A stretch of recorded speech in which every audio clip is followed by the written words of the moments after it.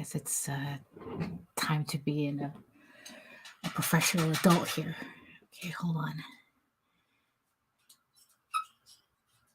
Okay, am I getting an echo in here? No, I think I should be okay. Okay. Yeah, there you go. Yeah. Okay. So, warning. The following live broadcast may contain loud, obnoxious, shrill, and alarming noises that might be considered disturbing, if not outright uncomfortable to listen to, especially if you are wearing headphones.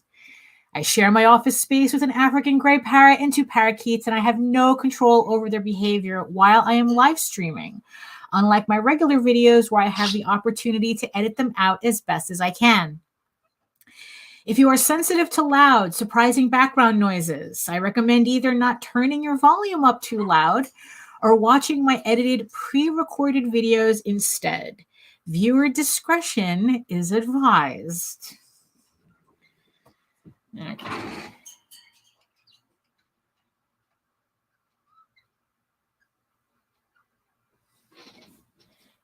Okay. There we go. There we go. Okay. Look at that. I kind of got like a William Shatner color scheme going, so bear with me. So, okay, let me just try to get my little setup here. Let me see what we got. Okay. So, boom. Let's do that. Okay, we're good. It's always, there's never a, what is it? A smooth way of starting these things, isn't there? Okay, so, all right. So I think we're all set up. I got everything going here. Everything seems okay. All righty then. So welcome everybody. Welcome back to my channel. Hello everyone. My name is Daphne Lage and I am a cartoonist, illustrator, and comic book artist out of New York. I've been self-publishing comics since 1992, so I think I kind of know what I'm talking about here. And if you kind of missed the intro, any weird noises in the background is because I share this room with a parrot, and he tends to start yammering when I start yammering. So if you hear any odd noises, that's what that is. So I, being an artiste, I have, like I said, I've been self-publishing comics since 1992. And I'm mostly known for my funny animal fantasy adventure, Tall Tales, right here. This is the current series that we're running right now, which is Tears of the Mother. And I just finished a Kickstarter for my other comic, Egoraven, Heir of the First Unicorn. Look at that. And this is not the proof. This is the actual book from the printer. So I am just completely chuffed by it. Yeah, so we just finished the Kickstarter the other day, which I'm in the process of packing. So I'll give you more info on that in a minute.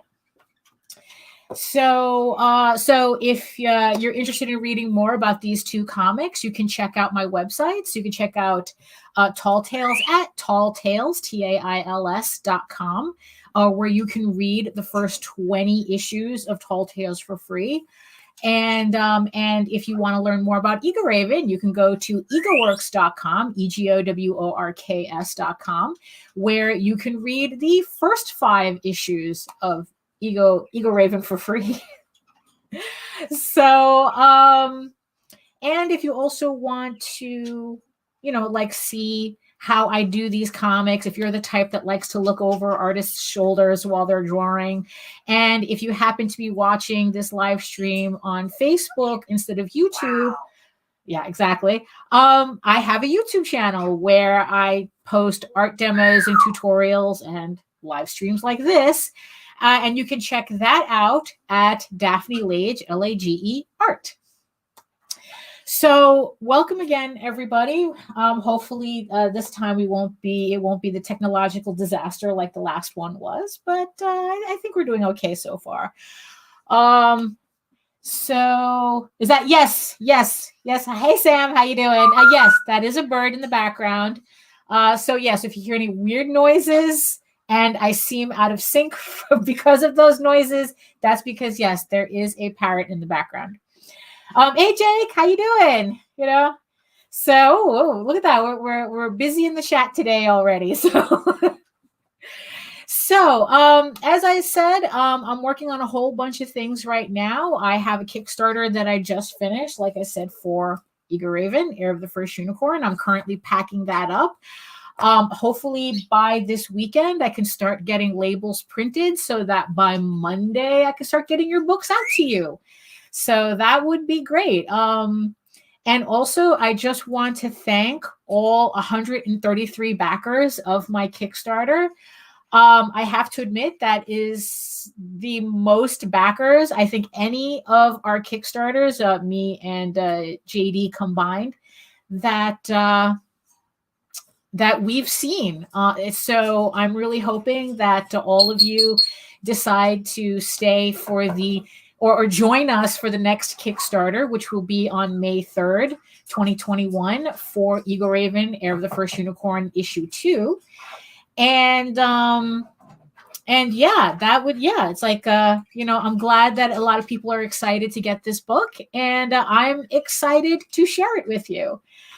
So today, I'm going to be showing you a couple of things that I'm currently working on because unfortunately just being able to work on a comic is not possible with everything else that I have to do. So I'm literally have like a dozen different irons in the fire right now. So let me set up the screen and I'll start showing you what I'm working on right now. So, Oh, so Jake, make sure you drift back here, because we're going to do some artwork later. So it's not going to be just me yammering here. So let me just switch up here. And okay.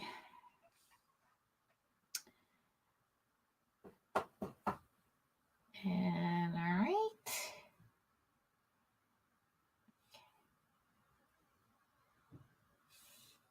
Oh, did my desk camera poop out? Look at that. Did my desk camera poop out? Oh, no, it did not. It did not. I just have a delay on the tablet that I'm working on. So let's see. Okay, let me just switch this over.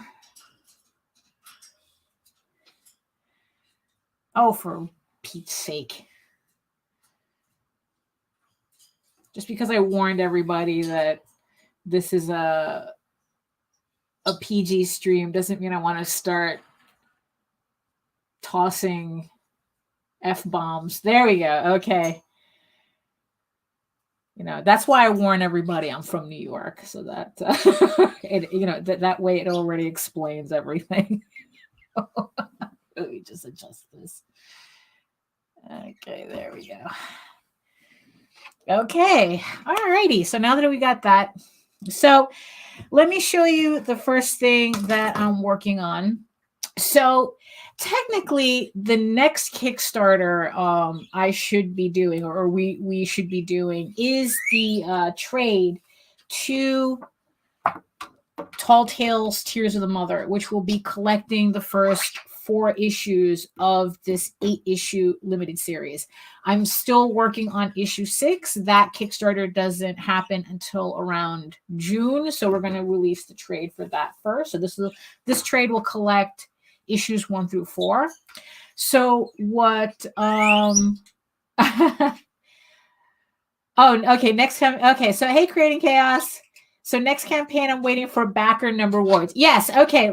Give me a minute, and I'll explain what I'm going to do in the next Kickstarter. So for right now, so like I said, technically our next Kickstarter is Tears of the Mother trade, collecting issues 1 through 4.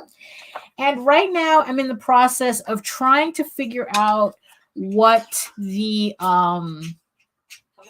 what the cover is going to look like. So I've been kind of working on some poses here, as you can see, trying to get the layout to the cover. And I'm still working that out. I mean, it's like I'm trying. So the book is going to be a wraparound cover, but I just haven't decided yet what exactly that cover is going to be. Like, so I have these poses, and I've already decided to use, like, this Ravenwood I'm using, this one I'm using, but I'm not really sure like how they're going to combine into a full cover. There's a couple more characters I want to add. Let's see. Oh yeah, back here I have more. That's a Star-Lord that I did for a Guardians piece back a couple of years ago. And these two poses here I'm using as well. So I'm still trying to figure out how to work out that layout. Yeah, and as you can see, I pretty much do everything traditionally up until the point I start I mostly just color on like from coloring and putting together the whole book. That's when I usually use the computer. But up until then, it's usually all like hand-drawn stuff. And sometimes what I do, actually what I have been doing, is that I cut out the figures and I'm trying to put them together in Photoshop to see if I could figure out a good composition for it, utilizing these sketches. So yeah, so I'm still missing a couple of characters that I need. So that that I'm still working on. So yeah, so I'm still percolating on this. Also, the thing is too, is that because Tall Tales is running on JD's account, we have to wait for him to finish his Oswald campaign. And we're already kind of seeing a bottleneck. So that's why there's no exact date for that Kickstarter yet. We do know it's going to be in March.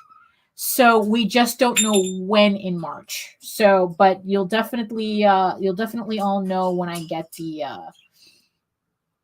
oh, thanks, Jake. Yeah. The poses, it's kind of coming up with good poses is kind of tricky, because it's like the trick is not getting them to look repetitive after a while, especially when I do a lot of these covers. So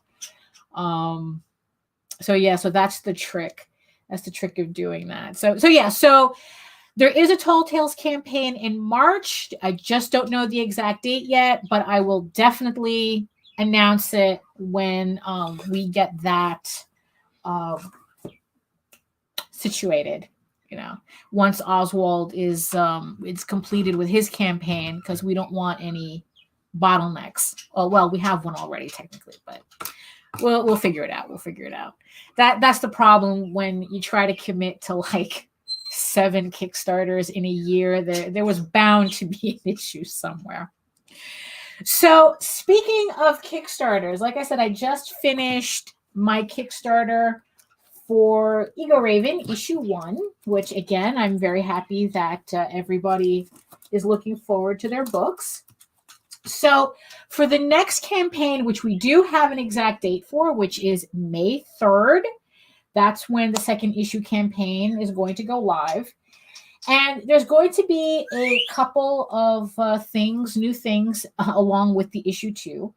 So for this campaign, for issue 1, I had some variant covers, which a lot of people seem to like. But the thing is, though, pretty much if you didn't get them in this campaign, there's only going to be one way to get it on the next one, and that is backer rewards. So here are, so I saved the I saved a copy of the silver edition and the rainbow hollow edition. And these are going to be backer number rewards for the issue 2 Kickstarter. So if you're backer 25, you are going to get the silver cover edition of the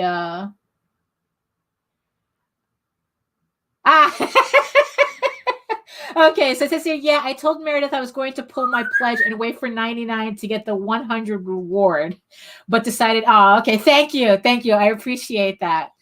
But so, and then it's like, if you're backer 50, you will have an opportunity to win the rainbow edition of issue 1, along with being able to pick up issue 2. But yeah, so if you that's going to be the only way to get these copies on the next campaign. You know, it's like, you know, because that's how that goes, right? It's like, you know, there are certain things that are exclusive to certain campaigns, and yeah, I kind of printed close to the vest here. Oh, this is the virgin cover that I also printed for the first Kickstarter. This is not going to be available for the second one. So if you wanted a virgin cover, I'm sorry to say you missed out. So because I literally do not have anymore. I printed exactly as many virgin covers that I needed for that. So what's also going to be new for the next campaign, along with issue 2, is for the people who asked for it. I finally got a physical copy of the Legend of the Silk Rose book, which everyone is getting as a PDF for the first campaign. But for the second campaign, I will be offering it up as a physical copy. So I finally got a copy that a format that I really liked, and this is pretty much what we're going to go with. So if you're not familiar, this is my prequel prose book to Egoraven issue 1. So this is a prequel pretty much explaining how pretty much Egoraven's parents met, because a unicorn girl just doesn't come out of nowhere, right? So this is a this is a complete story with illustrations, and yeah, so a physical copy will be available for the second issue campaign. So I'm really happy to be offering that as well, because I know some of you have been asking. So here, let me see if this works. Touch. Huzzah! Hey, Nita. It's like the screen that I'm trying to see everything is like this tiny. So excuse me if I'm just realizing now that it's you, because I just, you know, I can't see your picture until I bring it up. So yeah, so there we go. So yeah, we definitely have a full house today. So the other thing that I'm going to be doing for the next Kickstarter is I'm putting together stickers. This is going to be a new sticker set that I'm making for the next Kickstarter. These are going to be some of the, what are they called? I mean, the stretch goals. There you go. Jeez. Stretch goals. Oh my goodness. So, you know, and what's funny is that yesterday I was watching Sam's live stream, and he was talking about how he started live streaming because he saw me live streaming and I looked so natural on it, and I go, oh, I got everybody fooled. You know, because I'm sitting here forgetting all my words, you know, because sometimes I don't English very good. So so where was I? Oh yes, so these are some of the stickers that I'm going to be, well, I have created 4 stretch goals for the next campaign. So right now, this is the $1,000 stretch goal, $1,500, and the $2,000. I'm trying to put together something special. I'm not sure. I'm still trying to work out how I'm going to do this. I may or may not be getting a variant cover. I haven't decided yet. So, yeah, so I'm not sure how that's going to work because I don't have the what's that option on Kickstarter? You know, the add-ons. I don't have the option for add-ons, so I'm not really sure how I'm going to do it. But we'll see. We'll figure it out. We still have some time, so if I get a stretch goal variant cover, you'll probably only see it when the campaign goes live because, you know, why ruin it, right? It's like that's going to be a surprise for everybody. So there's several people I'm already assigning certain issues depending on, you know, what I want to see. So, you know, so I'm still working details out on that. So let's see. So the other thing, let me show you this because I think that you guys might find it interesting. So again, I said I was working on the Tall Tales cover, right, for the trade. So one of the things that that's going to be incorporated into the cover is a labyrinth in the background. And the idea of having to draw a labyrinth, I think, just pretty much blows everybody's heads. Because, you know, it's a maze and you got to deal with the logistics of it and whatnot. Well, this is how I solved that issue, because in the end, why reinvent the wheel, right? If you're not familiar with one of my videos, I did a whole video about how using reference isn't cheating. So I'm going to show you one of my cheats. It's a cheat. It's a reference. It's however you want to call it. But here's the thing. So I need to make a labyrinth, right? So what I did was I printed out a maze, a flat maze that I found online. And I started turning it into a three-dimensional maze, pretty much. It's like I'm taking like a pen and just drawing in to make it look like it's a three-dimensional maze. And then what I'm going to do is that when I transfer it onto the cover, I'm going to add more detail to it. So this way, you know, I at least have the basic shape. Oh yeah, and what I did too is I distorted it in Photoshop so that it, you know, I get that top view, like I'm looking like at a top view, and then I'm just drawing in the details. It's kind of like creating that optical illusion. So so that's how I'm doing that, because like I said, why reinvent the wheel? Why waste time trying to design your own maze that pretty much maybe you're only going to see like a segment of, when you can kind of do this, you know? And it's like, and in the end, that's what it is. Like, I'm going to fill out a lot of this, but in the end, depending on how the cover works out, I may just need like just a segment of it, but at least I'll have the maze worked out. And then somehow I'm going to like put the poses over them or something. Like I said, I'm still working out this cover, so I don't have an exact idea as to how it's going to look. There just gets to a point where doing a cover is the trickiest part. Is the trickiest part of the book, because, you know, that's the thing that everyone sees, and you have to attract everyone's attention, and you kind of want to represent what's in the book, and, you know, that gets complicated after a while. You know, yeah, it's like doing layouts for the actual interior seems to be easier than trying to, pretty much what I'm doing is summarizing the book in one image that goes on the cover. So, and speaking of doing that, so here, to give you another example, here is a layout that I'm working on for Egoraven issue 6. So this is what I'm working on for the issue 6 cover.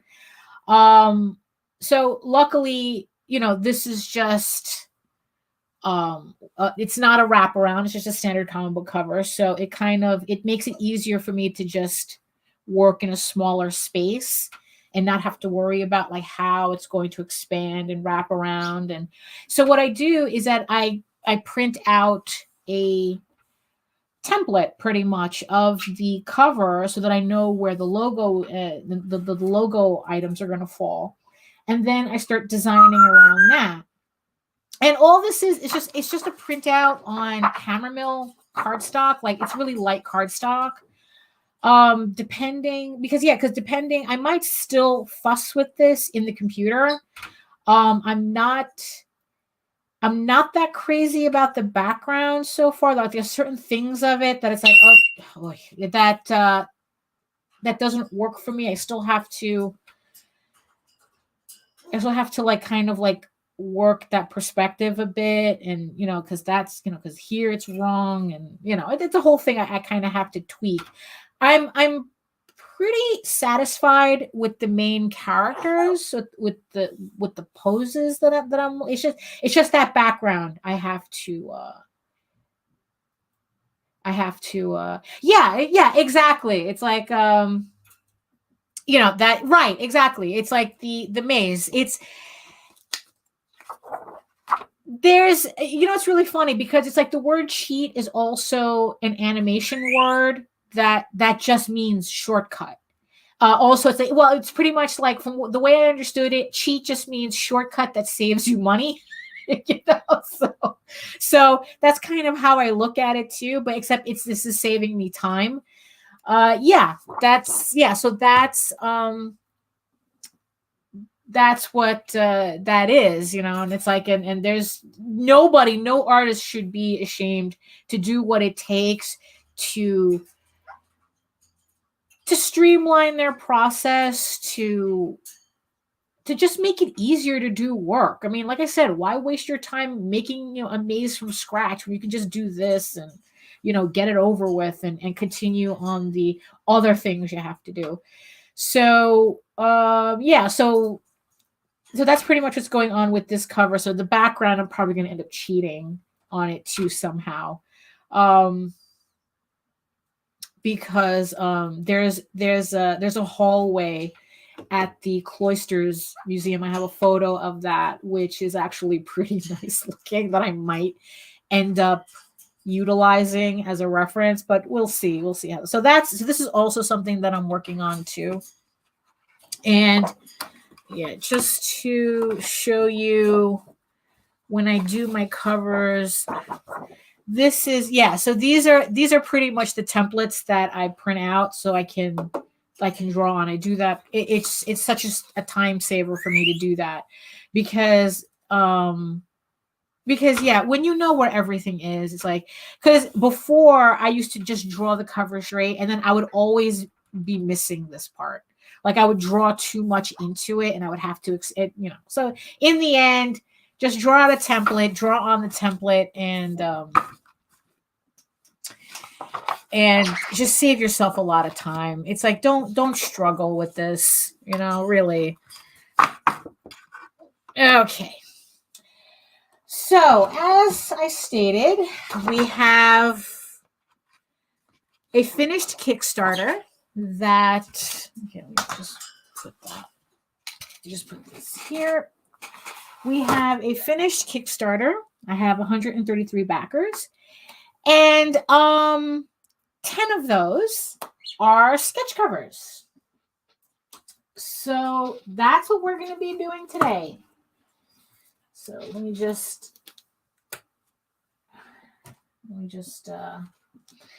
break out the first one here. So I have 10 of, actually it's 8 backers who got sketch covers. But I have 2, because that's how math works. I have 2 that are, I guess, extras.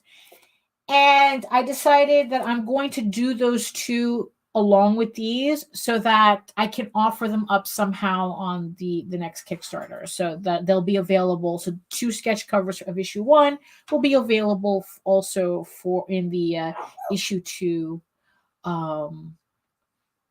issue 2 campaign.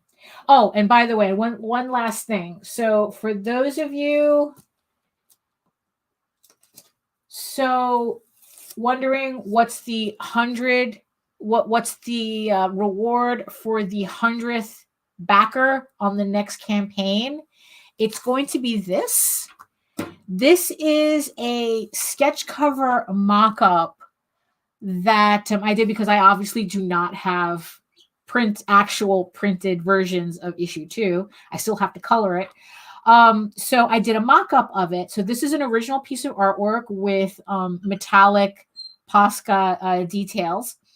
And this is going to be for whoever gets backer 100 on the next campaign. But it has to be a physical backer. If number 100 turns out to be a digital backer, I'm just going to go to the next person who did who ordered physical. Because that's the thing. It's like I had on a previous Kickstarter, I did, it was for the sketchbook. I did a thing where I just was giving out backer rewards to whoever fell in those backer numbers. And what happened was that I had a couple of people who turned out to be digital only backers. And there's a couple of them I'm still waiting for them to get back to. I mean, I have artwork to send to them and they haven't gotten back to me. So in the end, that's why a lot of campaigns say physical backers only, because then I can just send it out to you. So for this one, that's going to be for the 100th backer. Well, all the backer rewards are going to be for physical backers only. If you end up a digital backer, I'm going to move on to the next person who did physical. So just to give everyone a heads up. So, okay. So where were we? Oh, yes. So here we are. Because, because I started to do the live stream to kind of put me on point with work, right? So let me get my stuff here. So like I said, we have 10 sketch covers to do.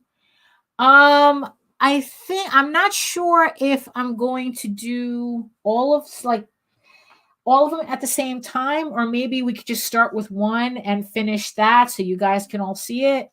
So that's what I think that's what we're going to do. So let's do one. So of course, what I'm going to also have is my little handy dandy character sheet right here. I'm very happy that I got this finally finished. And I'm actually surprised I didn't do this before, because now I want to do one for Tall Tales. And you know how many characters are in that book. So we have this here that I'm going to use as my reference. But we're just going to keep it simple. We're just going to keep it simple. So let me just put this somewhere so I can see that. Right. And okay, so let me just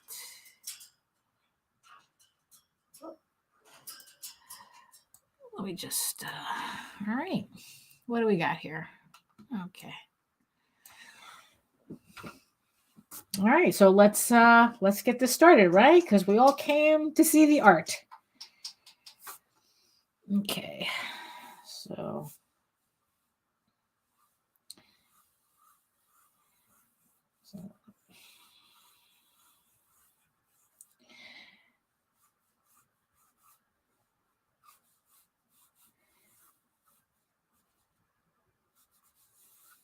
so here's a question about sketch covers. So if you get a sketch cover, what do you usually prefer? That it's always the main character on the sketch cover, or the character that's featured on the main cover on the sketch cover? Or do you just prefer any of the characters that are in that issue on the sketch cover? Oh, yeah, it is. Yes, it is. It is pencil time. Yeah.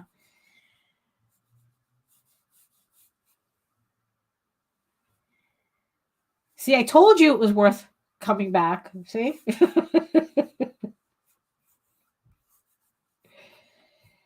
So let's see.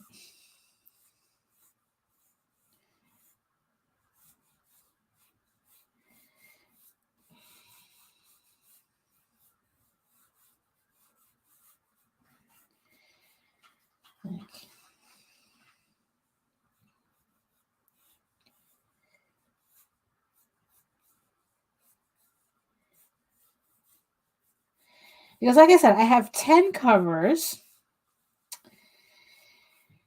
And I'm kind of wondering if I should do all of them, put Egoraven on the covers of all of them, or whether I should put like any of the other unicorns on the cover.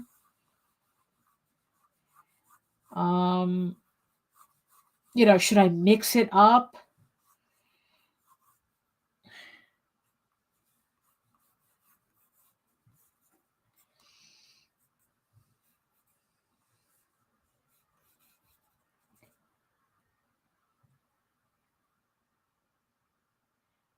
Let's see. So Jake likes, introduction wise, the character is nice to show. Yeah, okay. Yeah, we could do scenes too. Oh my god, it's like wow, because for the Oswald sketch covers, I do a lot of scenes. Just to keep it interesting, because oh yeah, here we go. Like, I like variety, artist choice. Always the main character gets repetitive. Yeah, that's kind of how I feel too. Especially when we start dealing with multiple issues and then the same person is getting multiple sketch covers, then then what I like to do is, like, I like to make a series based on a theme, with the characters, because it's like for Oswald especially. I mean, most of the time he's on all the covers, but yeah, him being on all the covers does get repetitive, so I really do have to try to figure out how to make the covers interesting. And usually it's like little vignettes and little scenes.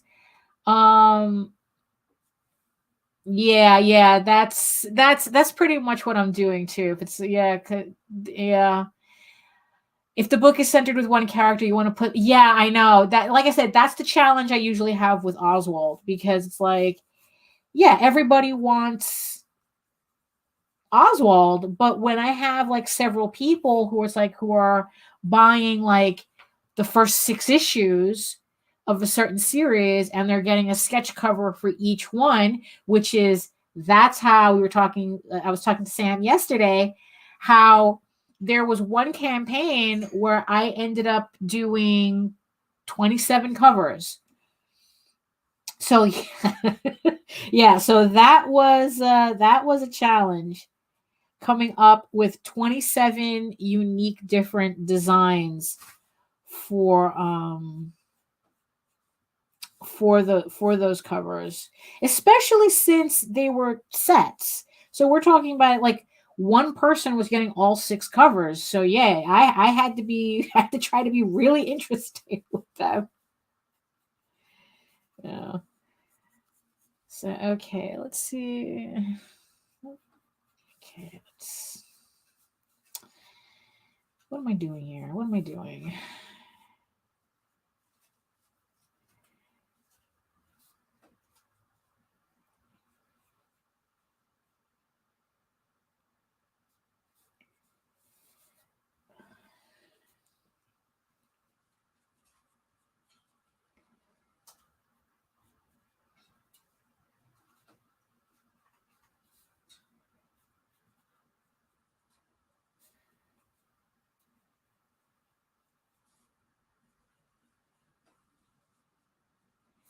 You see, it also is like, what I have to remind myself not to do is I've been doing like these little cartoon doodles in my sketchbook, and and and because they're doodles, I take a lot of shortcuts and a lot of liberties with designs and whatnot. So, um, we were talking before yesterday on Sam's thing about simplifying artwork, and that's especially what I do in my sketchbook. It's all very simplified. I mean, sometimes it's like I'm almost turning the characters into just icons, just for me to kind of like, okay, this character, this character, this character, and just like working out scene ideas. And the funny thing is, like, I'm sketching here, and I'm almost doing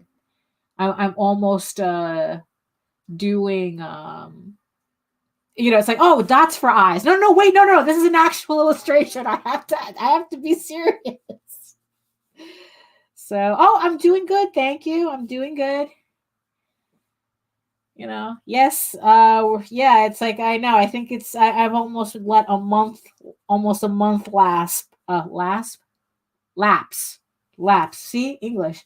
Um, since the last live stream. So,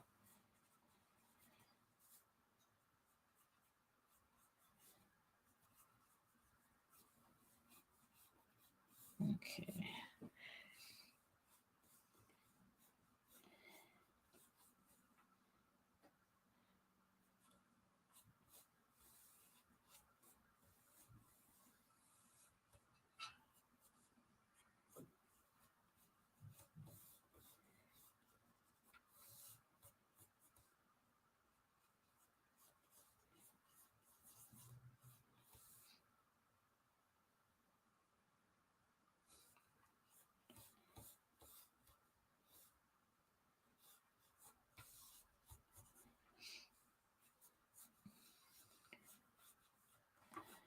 Okay.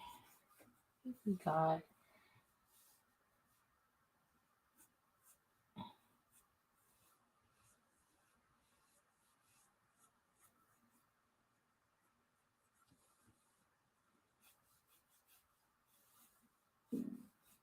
okay.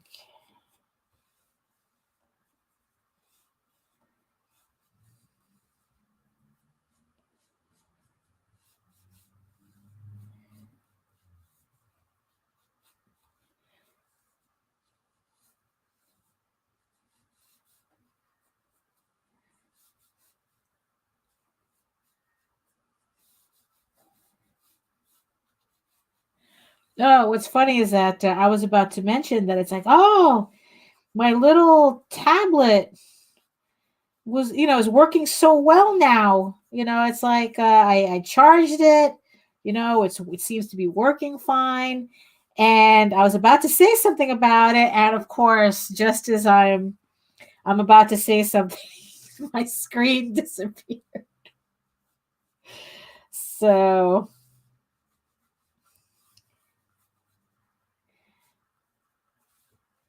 let me just finish sketching this. And so if I don't see your comment, it's because my screen just went blank. So give me a minute here.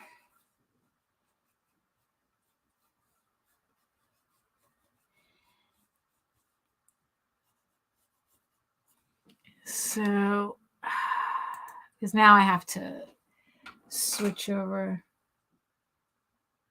Oh yeah. Simple is definitely better, Sam. Yeah. I mean, because it's like, yeah, it's like there's so much, we have to do. And it's like, there just comes a point where it's like, look, just accept the fact we're not Bernie Wrightson, okay? We're not Arthur Adams. It's okay. We're not meant to draw like them. So, so yeah, it's like simple is better. I mean, what's funny is that I used to kind of lament, oh, why is it that a lot of comics don't, are simple? And like I really needed someone to explain that, right? It's like, hello. We're, you know,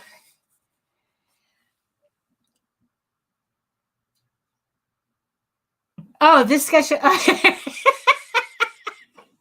Okay, no relation, but okay, it's like, what, I'll make sure to put this aside. I'll make sure to make sure that this person of no relations particular order gets this particular sketch cover.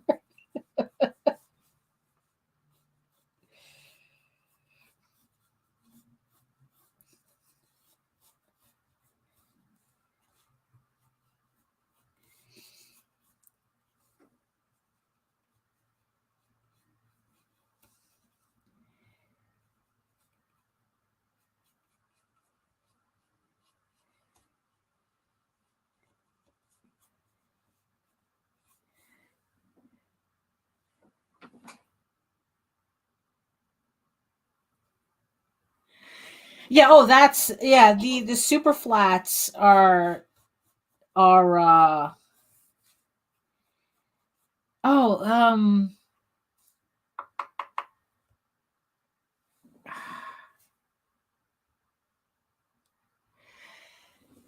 I forgot his name, of course. Murakami. Yeah. And his super flats, yeah.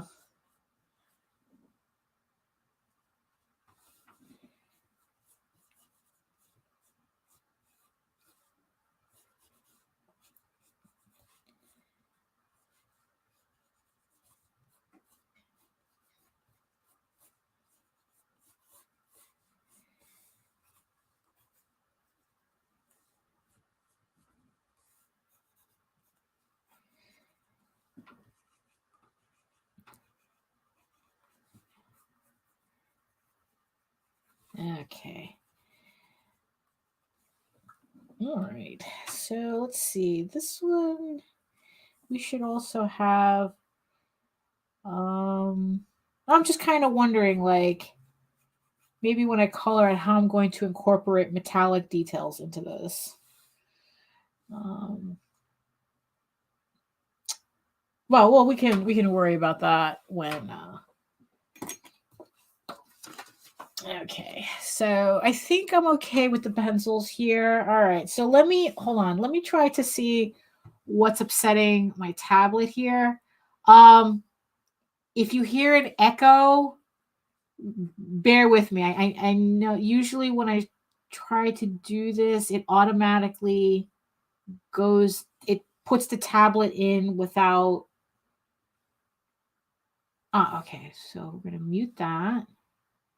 And then.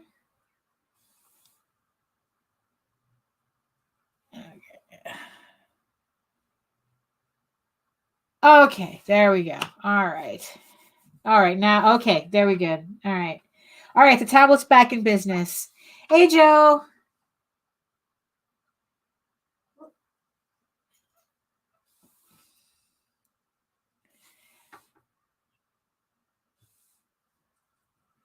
Joe D. It's not it's almost not a live stream until you show up, then it's like now it's an official live stream. Joe D. McPhee is in the house. There we go.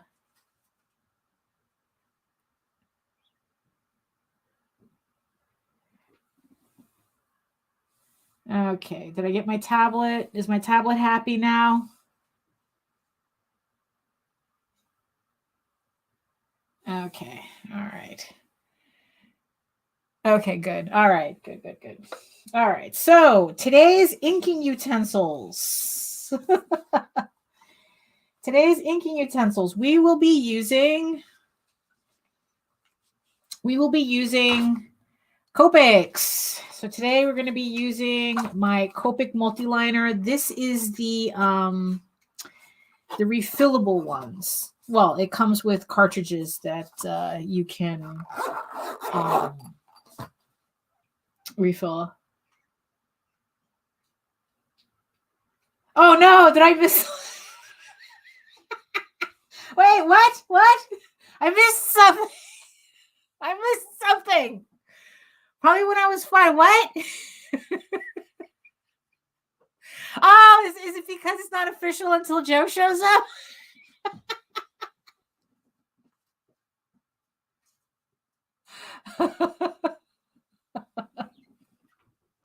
No, Jake. You're always welcome here. It's like the stench is always welcome on the stream. It's just that Joe's been on a lot of them.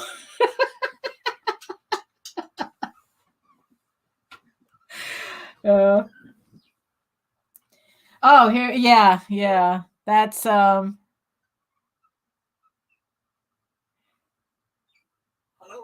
There you go. So there you go. There we go.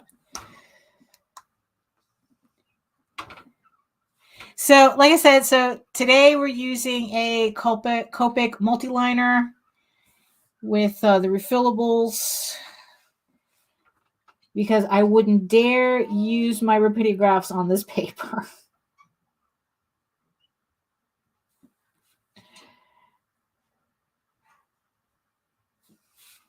Hello.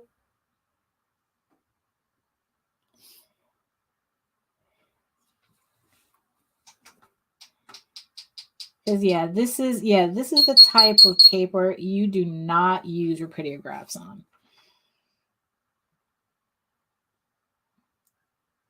So this is where like your multiliners comes in.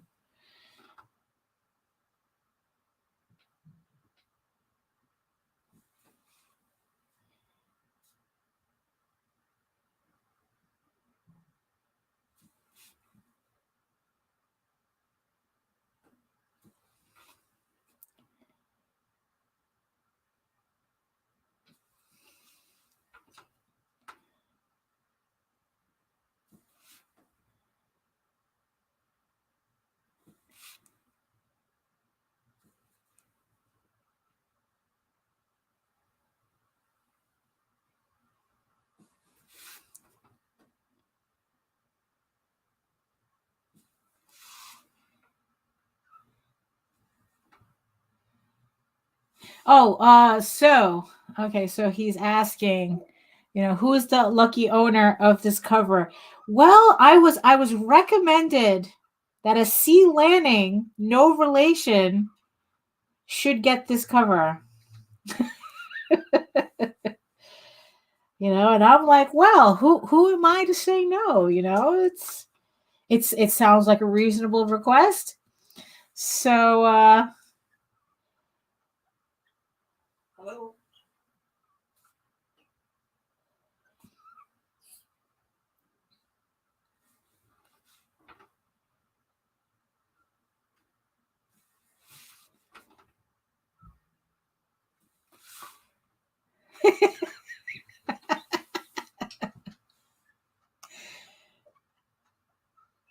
Now, no fighting over me, people. There's enough for everybody. Yeah.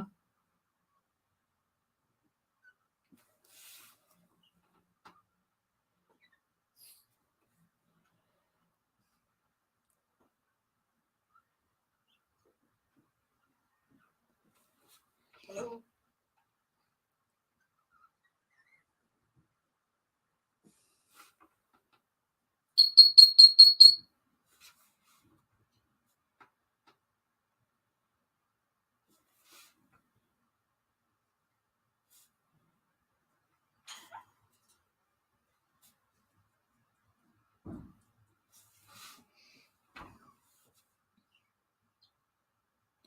Yeah, so little info about the pen that I'm using. If these types of multiliners, the smoother the paper that you use, the better. You really don't want to use these particular ones with paper that has like a tooth in it. It kind of wrecks the nibs, which is kind of like the only thing I don't like about these particular Copics is that the nibs get wonky really fast. Like I understand you can you can switch them out and replace them, but if they should be more durable than they are, actually. Like, I have an even thinner one that it's like I try not to use a lot at all. Well, I try not to use a lot because that nib is so thin. It's like you do anything of detail on it, and then when you're done, the nib is dead.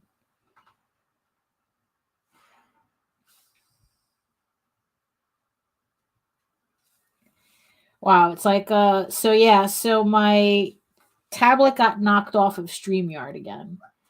So I'm not sure if it's because maybe my tablet is too old.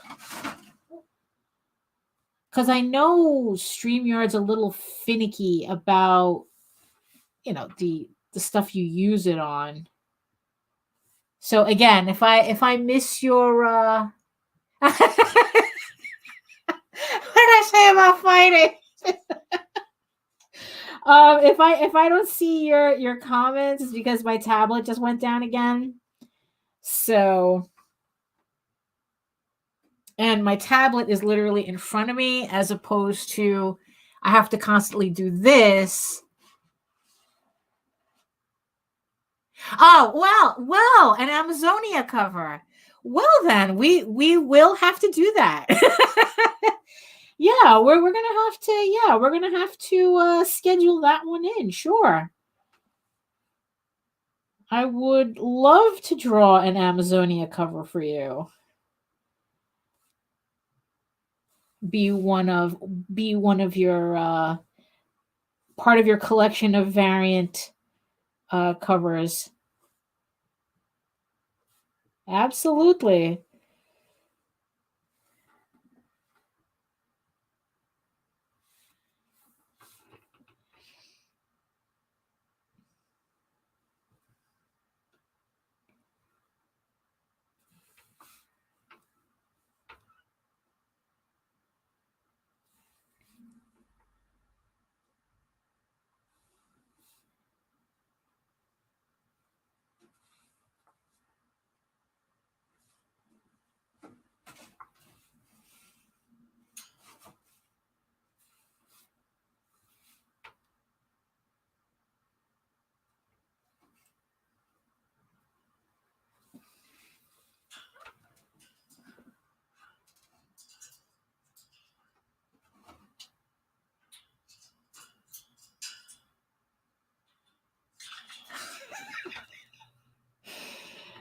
Oh boy, it looks like I had a little catching up on that chat.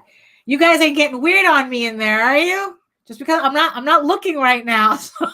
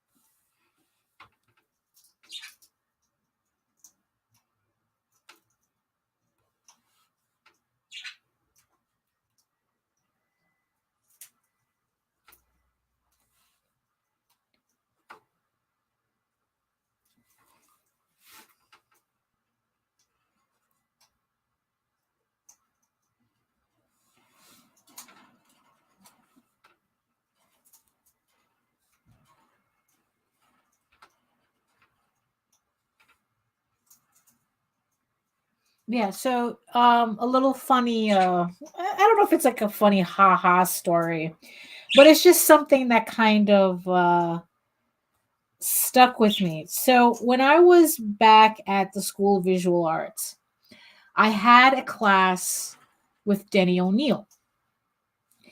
And in one of the classes, he was talking about, I don't know, I don't remember if he was talking about working with Neil Adams or he was telling a story about Neil Adams. I don't quite remember. But he said that Neil Adams had this thing where, he's drawing Batman or whatever, and he would draw the seam in the glove, along the side. It's like along the seam here. And for some reason, ever since he said that, I started drawing seams on everything. Like for some reason, that kind of that little detail stuck in my head, and every time I do like a seam like this, like that, if I draw boots or a glove, I draw that seam in. That's me remembering that story that Denny O'Neil told about Neil Adams drawing in seams on Batman's glove. I don't know why that stuck the way it did, but that just goes to show you that sometimes, weird little inspirations comes from really random places. Okay, so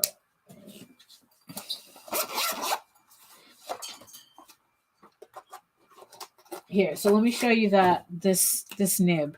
Look at this tiny little nib. This is literally all I'm going to use this nib for.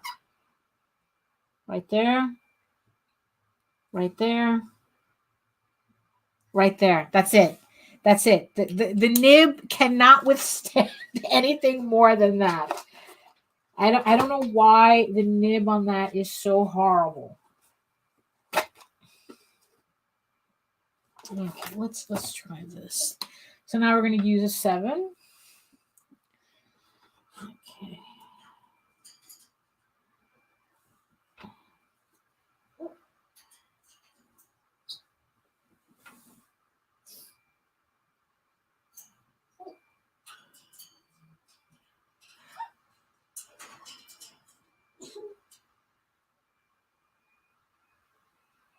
Oh no, I'm gonna have to catch up on the chat. I'm completely lost as to what's going on in the chat. But Jake, I hope you had a good time, and yes, you are always welcome here.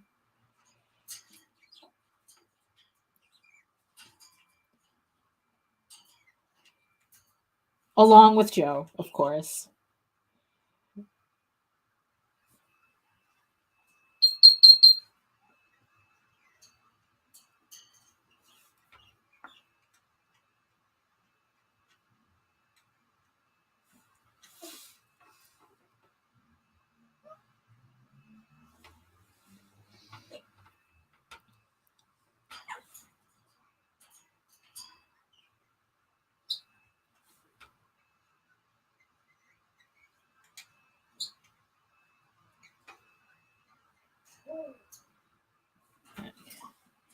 Let's see. Okay, hold on.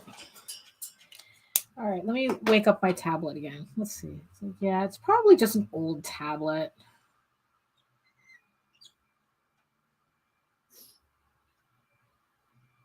So it's like it freaks out Streamyard.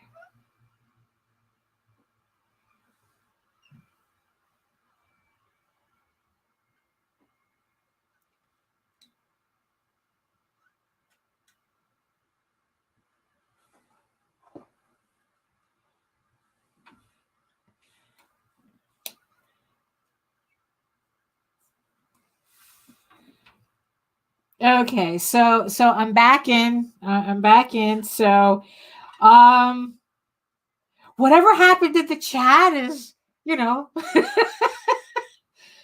it's I'm sure we're all okay now. So we're gonna leave it at that.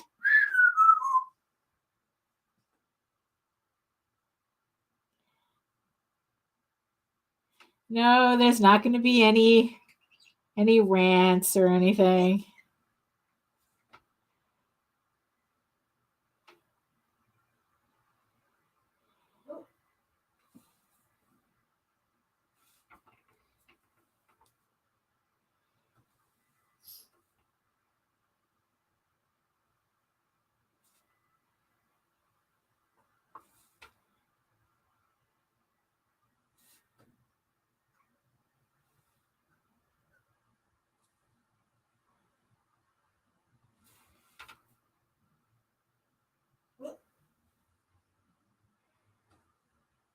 I know we're all just having fun here, so.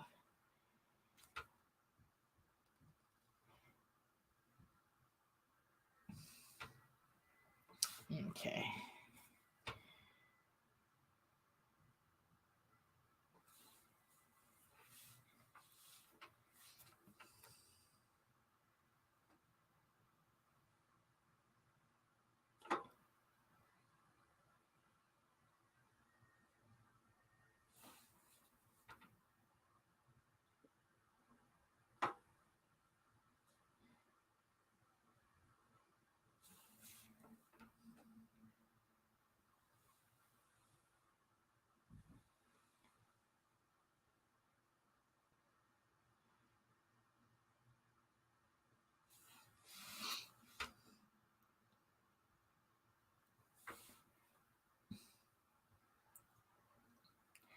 Let's see. Oh, okay. You know what's funny? That's something that I haven't let me see. That's something that I haven't thought about in a while because I haven't unfortunately I haven't really been paying attention to my YouTube channel the way I should. I've just been so busy. Luckily the live streams make it a little easier for me to upload stuff, but I haven't um put out like there's a video that I literally have sitting on my desktop that all I have to do is just put in a new intro and a new outro, and I just haven't done that yet. But actually we're on our way to 1,000 subscribers. What I'd like to do is I'd like to do another giveaway. That's what I would do for actually that's a video I need to put together. I do have some art supplies that the last time I did a giveaway, people seemed to really like the art supplies that I was giving away. So I'd like to do something like that again. Let's see. I have some I have some Prismacolor colored pencils. The one that comes in the tin. I have some Strathmore pencils, some and then it's pretty much um a basic like kind of like get started kit. So that's what I would do. Oh, so adult themed sketch nights. That's actually, yeah, I guess that would be a good idea. I would just have to be really careful with it because obviously there's certain things that that YouTube doesn't like. I mean, we could make it a smexy sketch night. I mean, I've seen people do that. We could do that. But yeah, but I think like anything above that though, YouTube gets a little uptight about. Even though my channel is not rated for kids.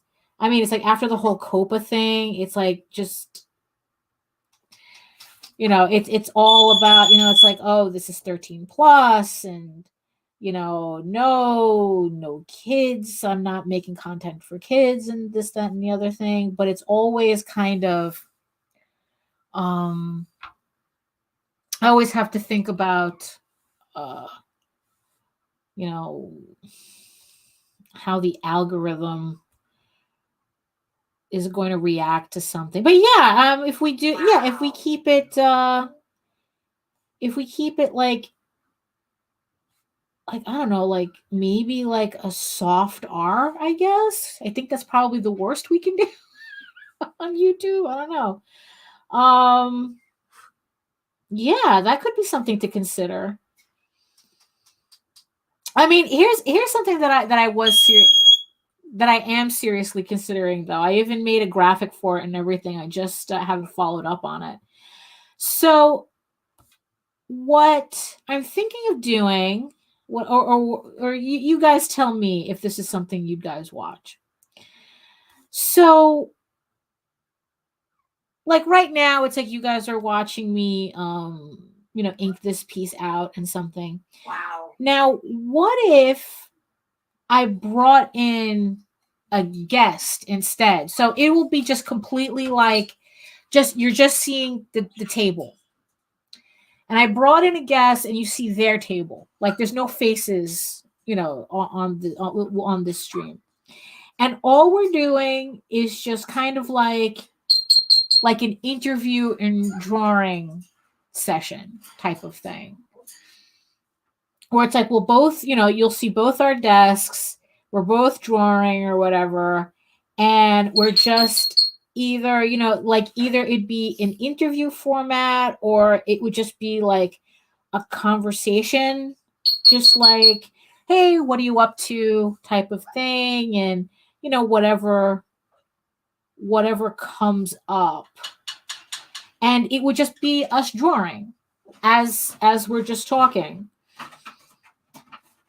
Because I've made the joke before on some of the other shows on IndieFold about like, oh, just show people's desks. Actually, to tell you the truth, give credit where credit is due. I kind of got the idea from, is it Goblin Grim? Goblin Grim. Where he came on the show and he was just drawing and you just saw his desk and, and I was like, oh, that's really cool. I mean, it's like, if it wasn't for the fact that when I'm on the other shows, I'm in the basement so that I'm avoiding this nonsense in the background. I'd probably be doing that more often, where I would just be showing my desk and just working. So yeah, so I was thinking of doing that, like as a show. I don't know. What do you guys think?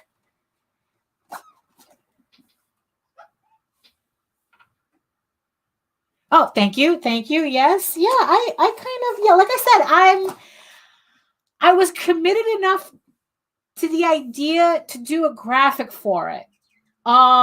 So, oh, that's the brush. Oh, I already used the, okay. All right. So I don't know what I'm doing here. What am I doing? Just trying to put the pens away. Oh, okay. So, all right. So let me do like the bold outline here. So, yeah, that's kind of, that's kind of what I'm thinking. That's, yeah, that it would kind of be like a no pressure thing, because it's like, I don't know. I wanted to do like, I don't know. It's like, I guess it would just depend on what I was feeling like.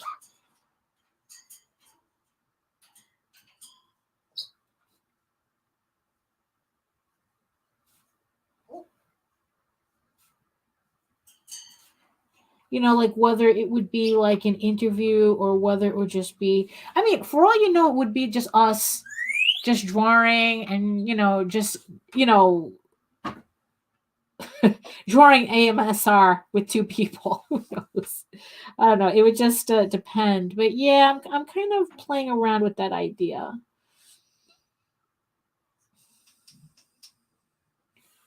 I mean, of course, the only catch is that you would have to be an artist for it to work. For the other person would have to be an artist to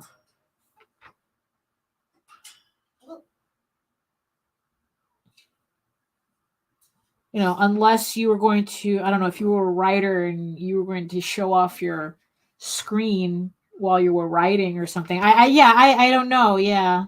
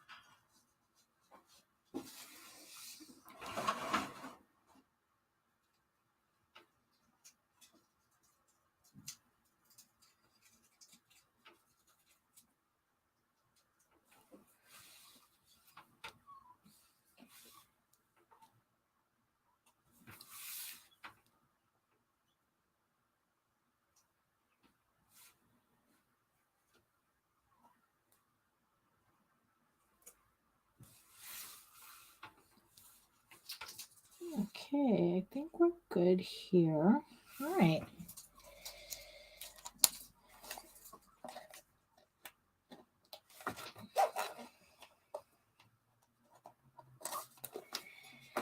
Now, okay.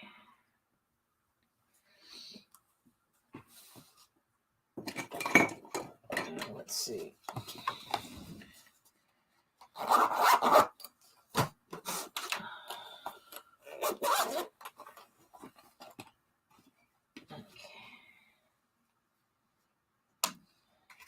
Okay, so now what I'm going to do is I'm going to take my little gross little kneaded eraser here, and I'm going to lighten up this blue line a bit.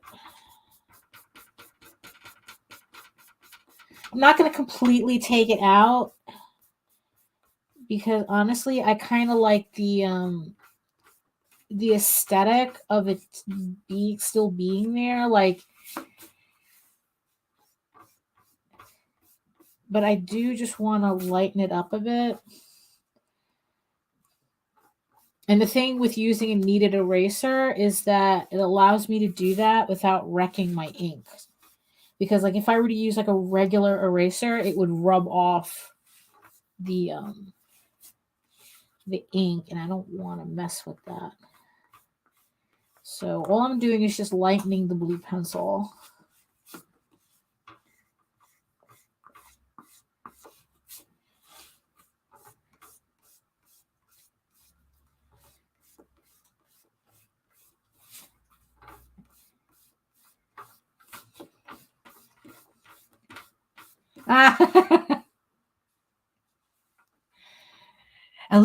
A eulogy for the blue lines. Yes. Yeah.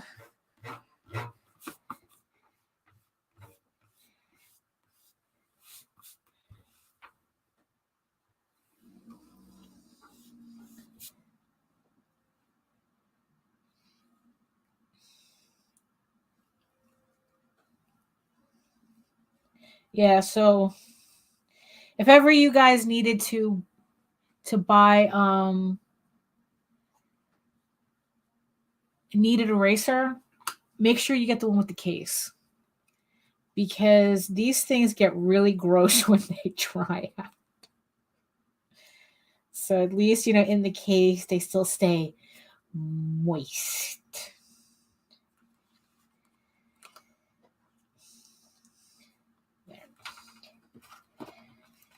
Yeah, you don't want those erasers to dry out. They're super gross. Okay. All right. Now, I think we still have a little time left. So why don't we start putting some color in?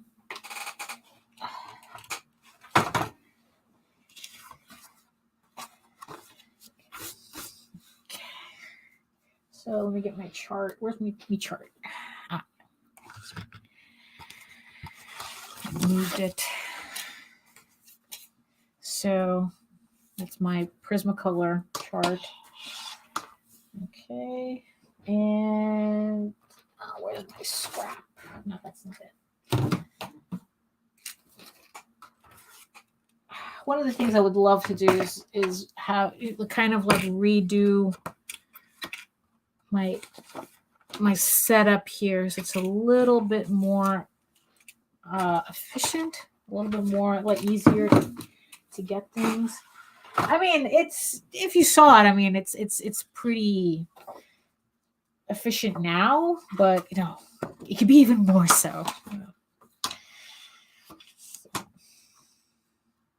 Okay. Let me see. Let's oh,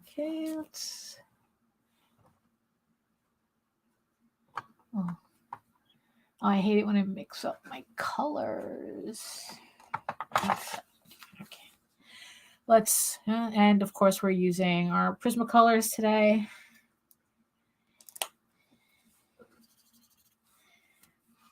Okay. All right.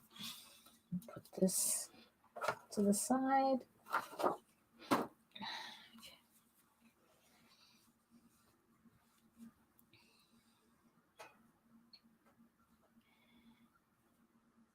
Now, here's the thing also, when you're using the Copic Multiliners,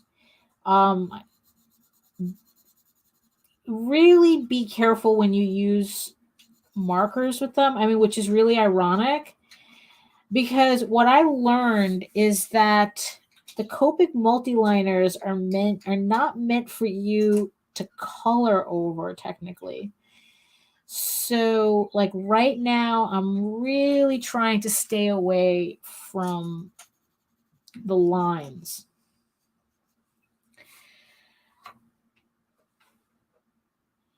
It seems that what you're really supposed to do is like you're supposed to ink with them, but then you're supposed to transfer your image to the Copic paper, the marker paper, which in the end, it's if you get the Hammermill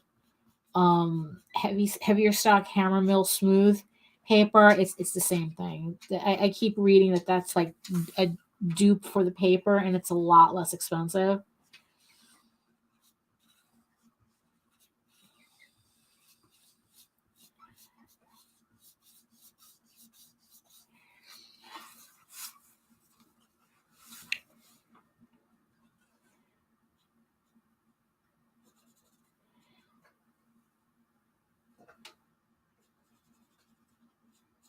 Because usually what I do is I let the inks sit for a couple of days before I start coloring. But in the end, it's like it still bleeds if I'm not careful. So might as well be, if I have to be careful anyway, might as well just get the coloring started, right?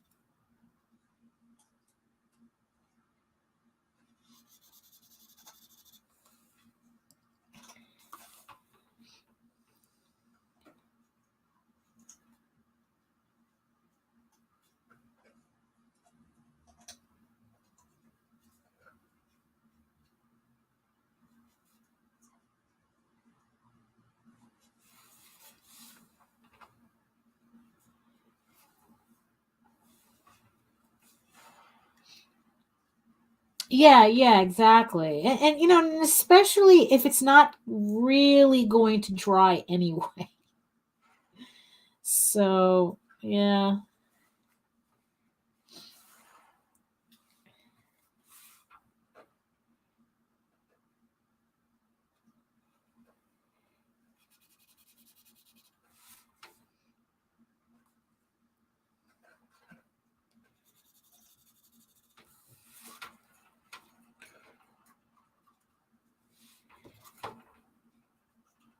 You know, in the end, you just have to be careful while coloring anyway.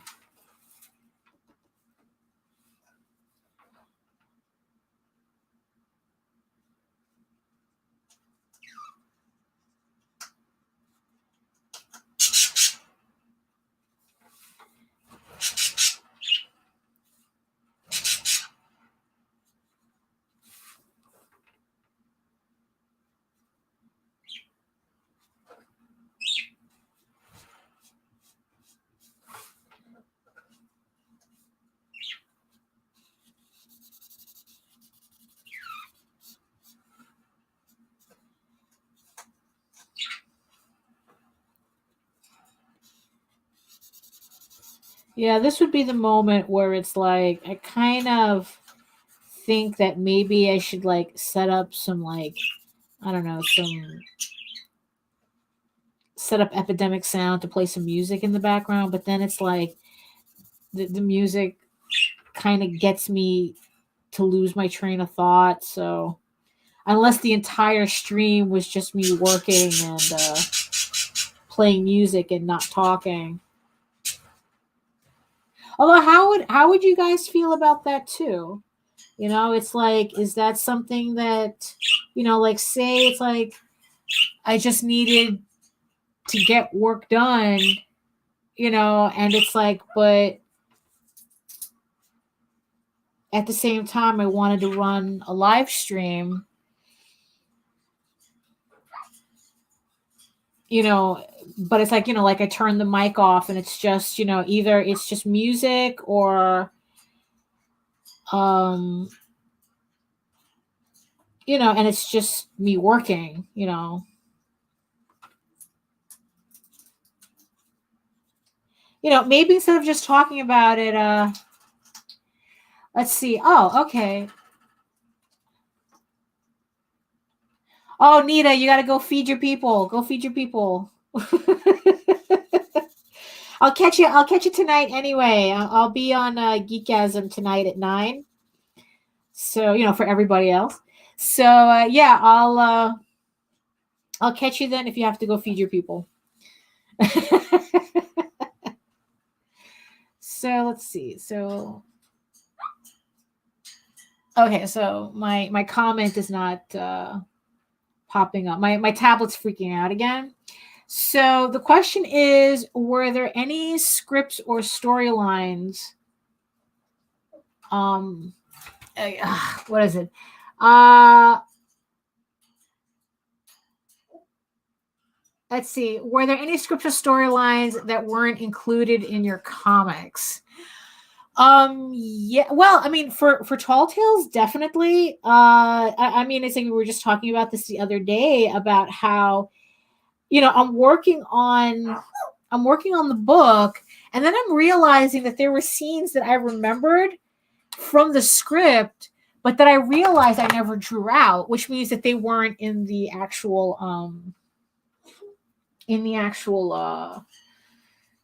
book. And you know, it was just one of those things where I realized that, oh, that scene just got changed. Um yeah, that yeah, there's and there was like a couple, there's several, a lot actually. No, there's like entire scripts that were redone for Tall Tales, um that just didn't make it, I guess, into the final version we ended up doing. So yeah, there's you know, yeah, there's definitely for Egoraven, there's certain scenes that I had to take out, because as much as I wanted them to be in the book,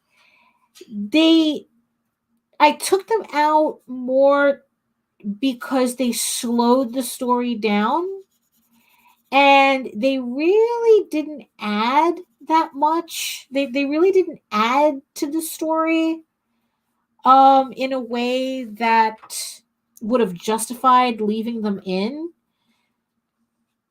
especially since it was like it's like little things, um like, just little, like, random moments between characters that I would have liked, but like I said, it's like they didn't really add much.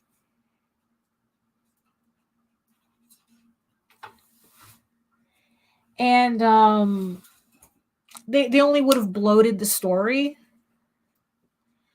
So yeah, I mean, that's I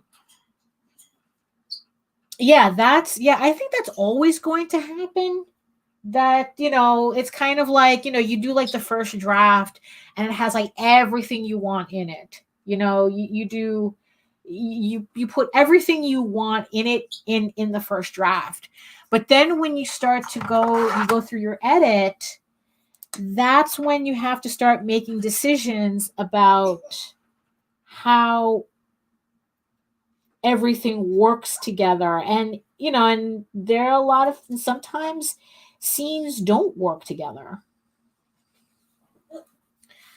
So yeah, with Tall Tales, yeah, that's for sure. There are definitely scenes that it doesn't even fit the mood of the book anymore. Like, it's one of those things where it's like you could tell that those particular bits of stories were written at a much earlier time.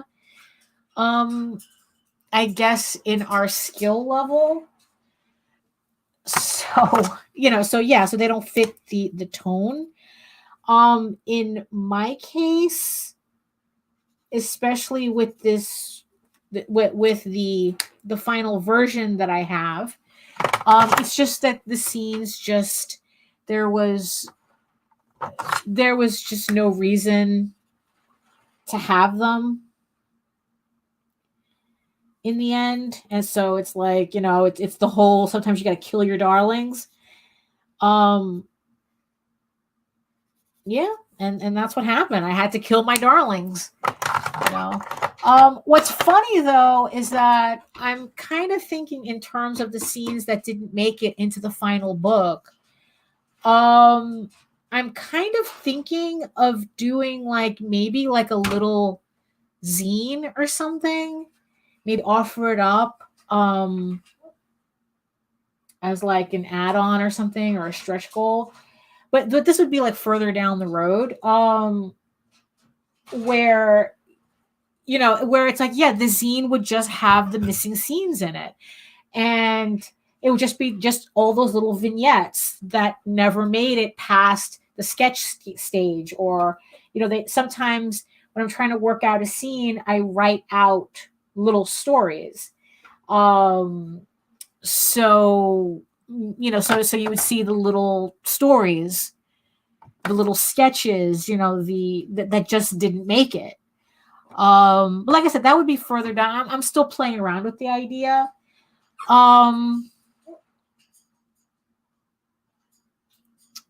Yeah, just so you guys can see what didn't make it, and kind of like the deleted scenes on DVDs.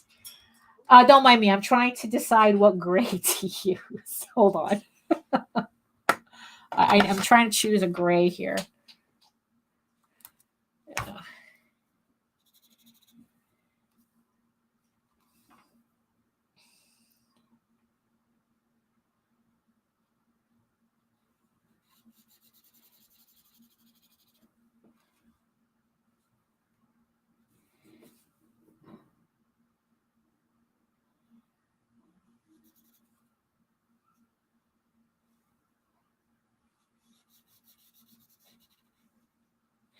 Yeah, so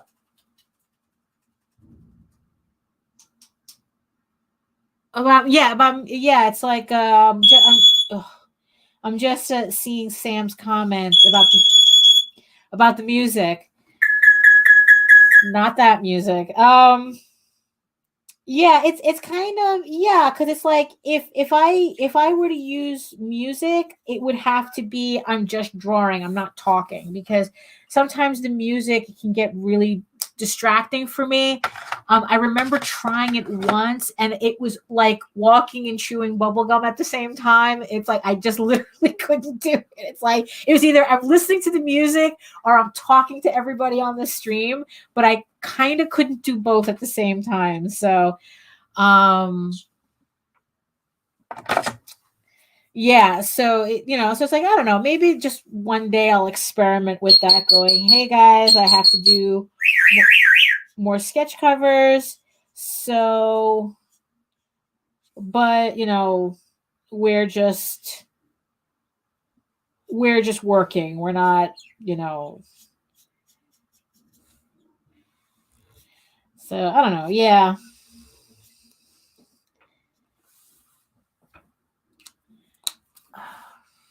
let's see. Okay, let's see what we got here. 88. Where's my 88? I don't know, I think 88 might be too dark. I need something a little lighter.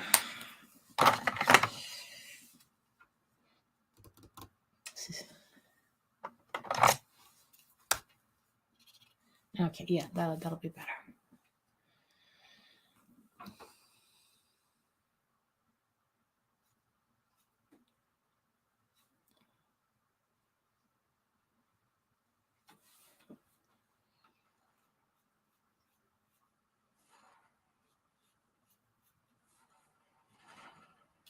Yeah, also with these multiliners, it also helps too if you kind of like if you have to go against the ink, go in one direction and try not to scrub, and that'll hopefully keep the ink in place.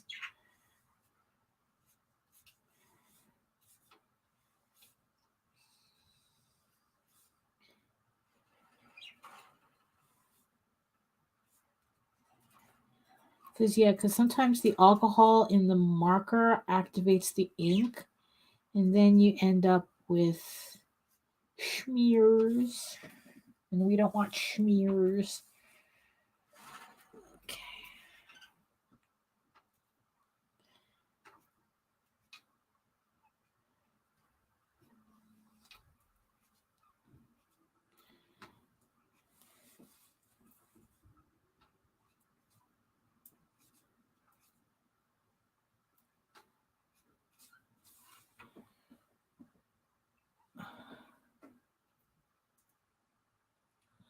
Yeah, no, coloring yeah,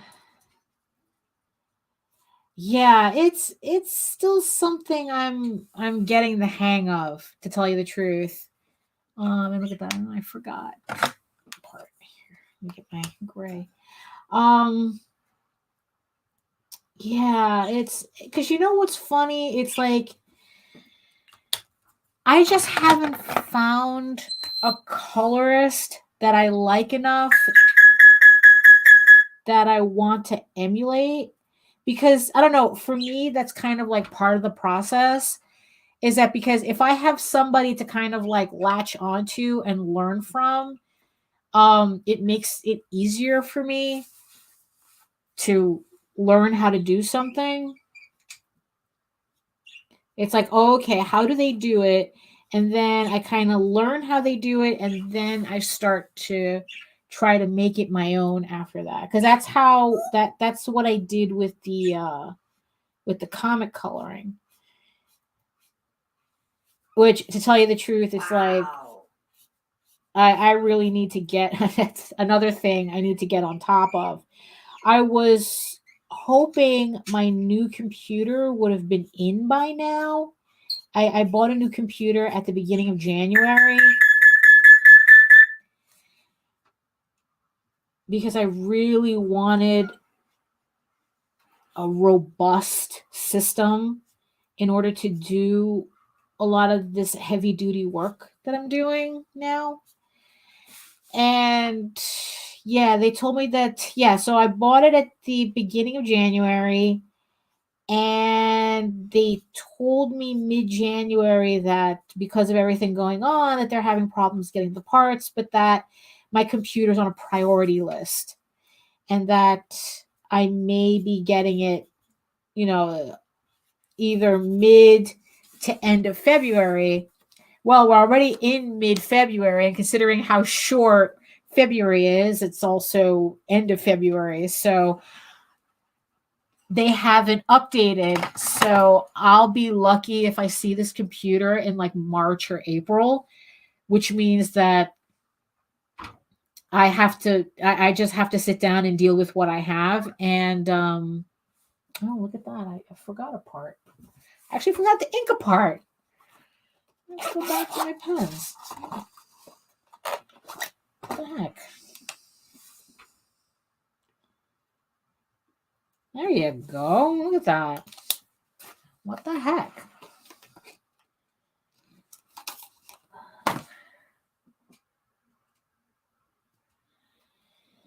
Okay.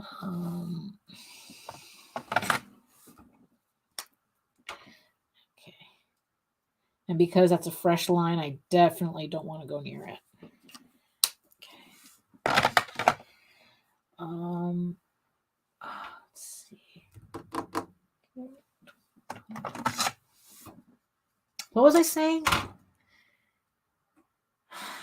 Oh, rats.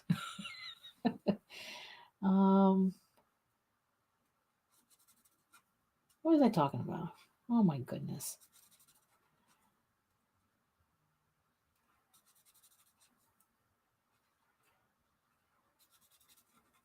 Let me see. It's like someone remind me in the chat. All right, let's see. Are you planning to overlay the shadowing? Well, as you can see now, I'm just beginning to put the shadowing on top of what I did before.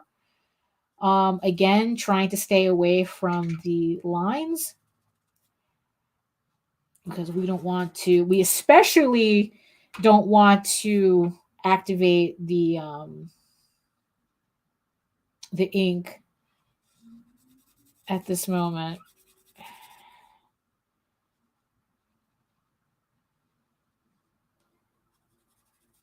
Coloring. I think we were talking about coloring, right?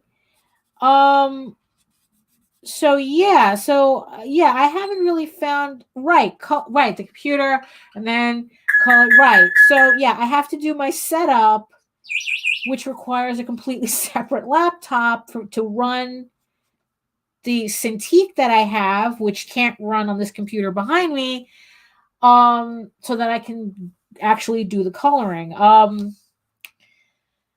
So I'm hoping that, yeah, so I'm just going to have to do that and get that going, because it's like if we have a May 3rd debut,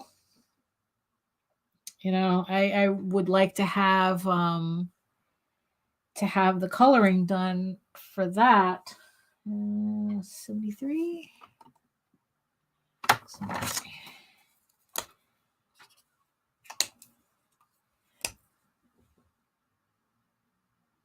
Oh, hey, Pops. Hey, Pops. Yeah, it's like we're just working here. Thank you for sharing. Always appreciate it.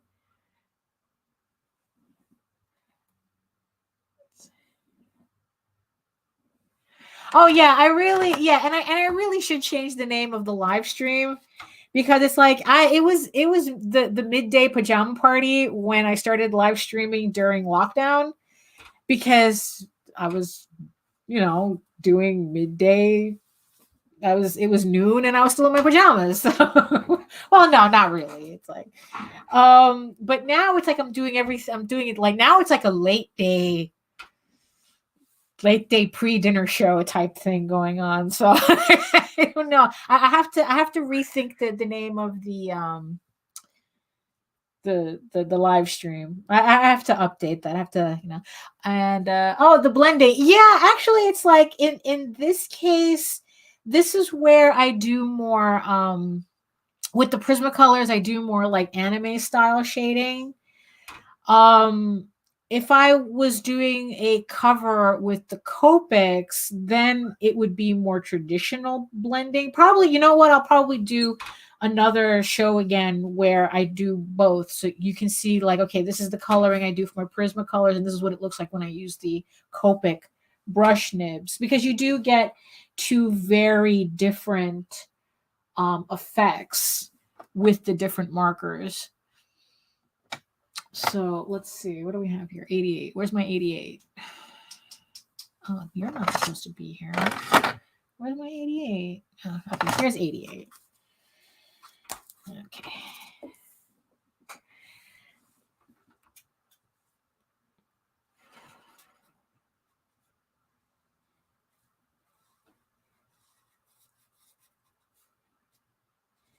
Yeah, so for this, yeah, so I just do more like anime style or animation style coloring.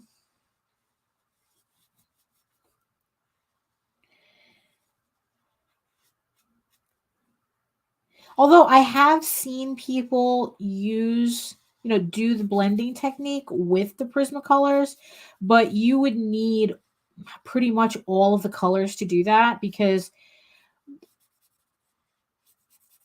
yeah, it's I have a love-hate relationship with Copics. I mean, the thing that really gets me is that they're very expensive, and I think way too many people, well, I wouldn't say worship them. It's just that there's all my favorite manga artists use it, so it must be good, and it's like, I guess. I mean, I mean, but the thing is, though, at like $6 a pop, it's kind of expensive. Prismacolors are like sometimes you can get them for 3. So yeah, I would rather kind of change my style a bit to utilize the less expensive marker.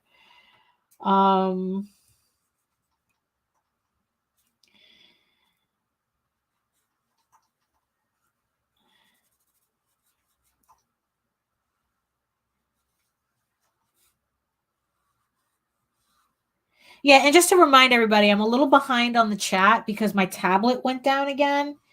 Yeah, I probably just need to update the tablet. I'll probably just get something. I've already looked it up, and it seems that I can get like a Samsung for cheap. Oh, look at that! Look at that! We're almost at the end of the stream. Damn.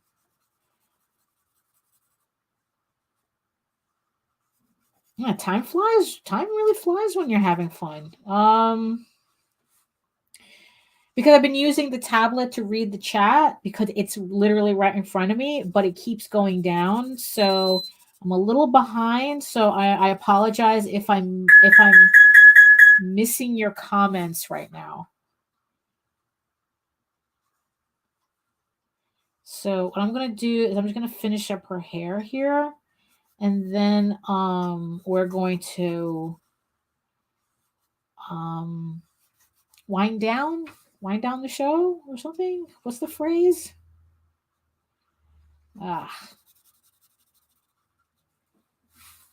Wrap it up. Jesus. I'm gonna wrap up.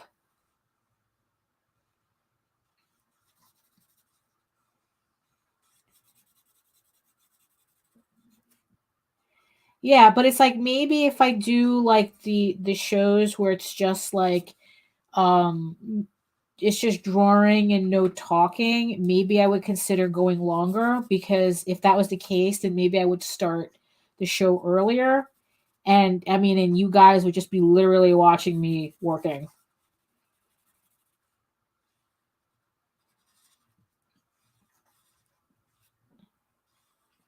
Yeah, it's just that, it's just that right now it's like, well, I have to you don't prepare for the other shows because I have Geekgasm tonight at 9 on the tubes. So eyebrows. Got the eyebrows. So I need to prepare that. That's where my other laptop is. So I got to get that because you know how it is. It's like, you have a laptop off for a little bit, and the second you turn it on, it has like a million updates it wants to do. So I guess. Oh yeah. So see you later, Sam. Yeah. So yeah, exactly. I got to prepare. So yeah. So okay. So that's pretty much where I'm leaving it right now. I mean, it's like I'm obviously going to finish this after the stream. It's just the stream itself we have to finally bring to an end. So yeah. So it's like, okay, let me just do this.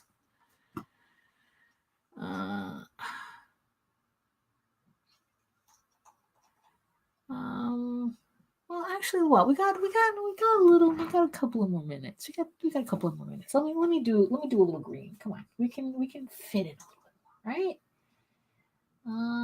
Let's see, 166.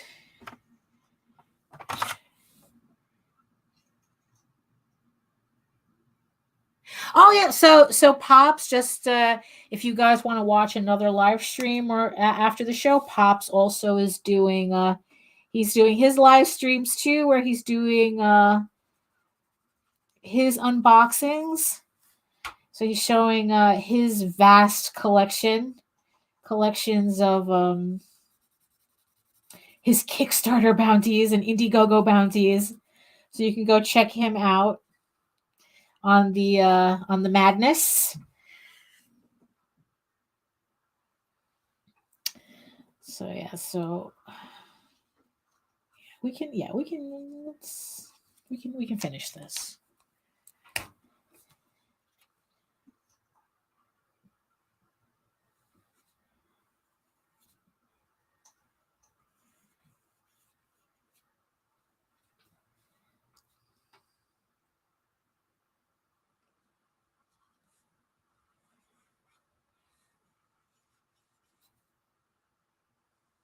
Well, if you want, Pops, you can make sure you put your link in the chat so that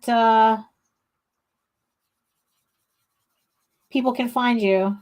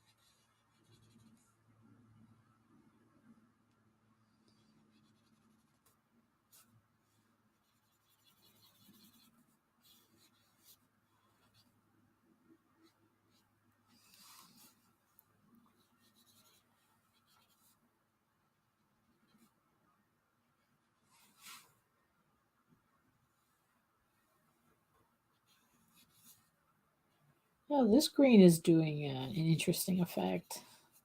I don't know whether it's because it's supposed to do like that, it's supposed to be like that, or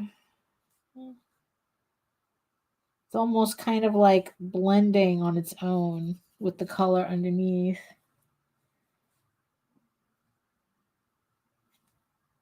I'll probably go over it again later.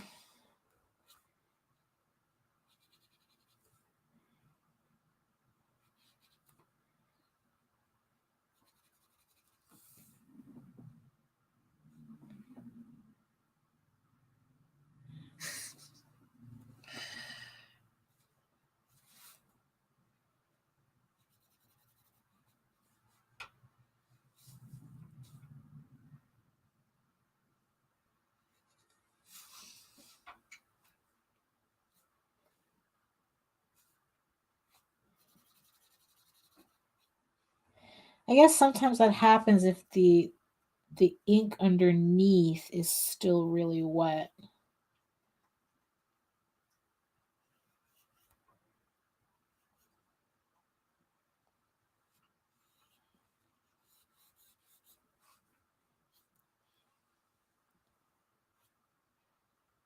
Which means I have to be extra careful with the ink. There we go. Okay. So yeah, probably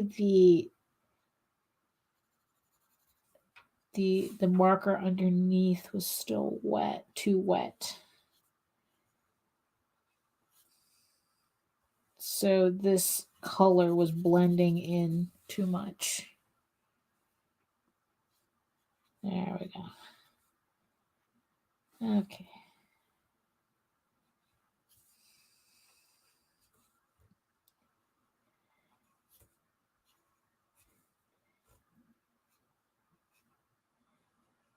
Okay.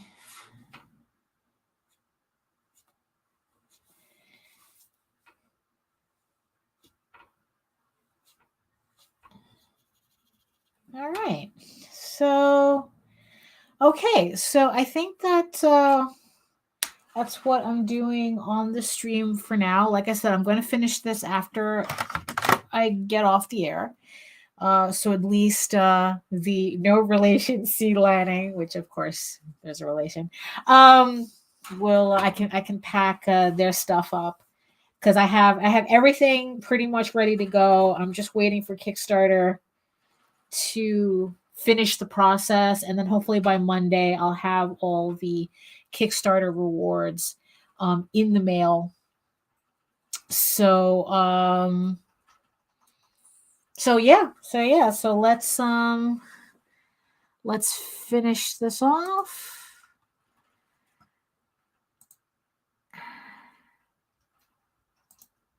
And there we go. There we go. The official end of the stream right now. So in the end, I hope you guys enjoyed